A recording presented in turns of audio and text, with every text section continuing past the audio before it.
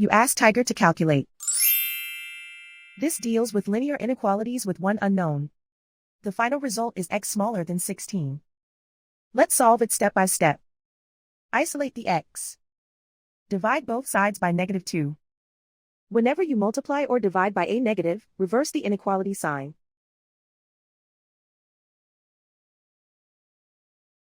Cancel out the negatives.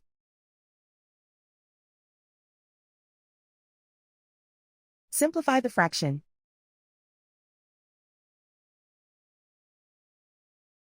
Cancel out the negatives.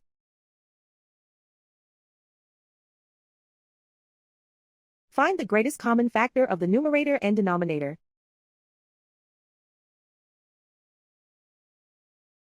Factor out and cancel the greatest common factor.